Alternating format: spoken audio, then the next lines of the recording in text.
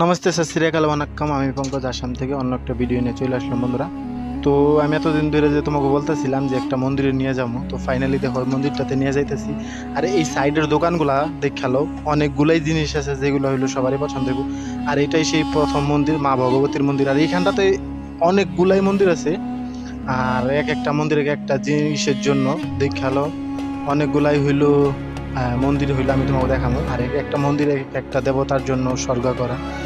তো এই চত্বরটাতে এতগুলাই মন্দির আছে, বিশ্বাস করবো বন্ধুরা, এত সুন্দর সুন্দর মন্দির দেখো।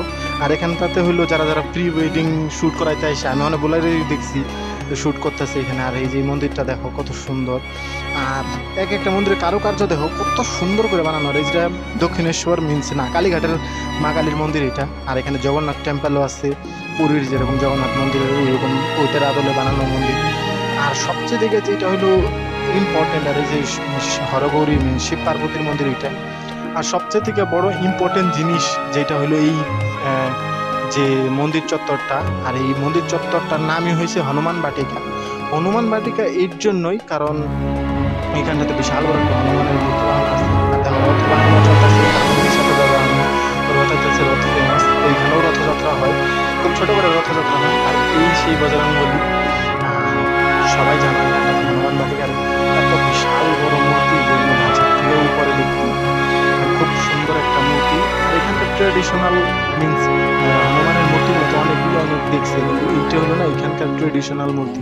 আর সবচেয়ে থেকে যেটা আমার কাছে আচরিত লাগে দেখতে, যেই জিনিসগুলা হইলো আমি পছন্দ করি, যে আমাদের যে কোনো ইসেই হোক, কালচার বা আমাদের যতগুলো হলো নিয়ম কার্য, পুজো পার্বণ সব কিছুই হলো প্রকৃতির সাথে ইসে থাকে, প্রকৃতির সাথে মিলে থাকে।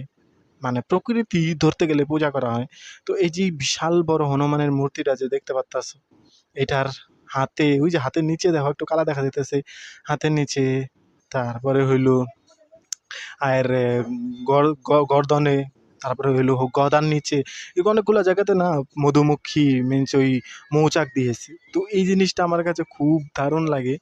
আর ওইটাই আমি তোমাকে দেখানোর জন্য নিয়ে আসছি। মিস দেখালো ওই যে গলাটার মধ্যেও হইলো অনেক বড় একটা মৌচাকের বাসা। তো যেটা হইলো দেখতে খুব দারুণ লাগে।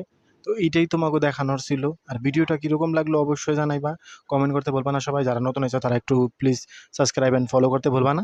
আর আজকে এই পর্যন্তই, দেখা হবে অন্য একটা ভিডিওতে। ততক্ষণ অবধি তোমরা সবাই ভালো থেকো, আর দেখা হবে অন্য একটা ভিডিওতে।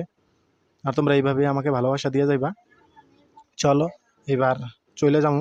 আর আবার অন্য একটা ভিডিওতে দেখা হইব তোমাদের সাথে। আর এই যেটা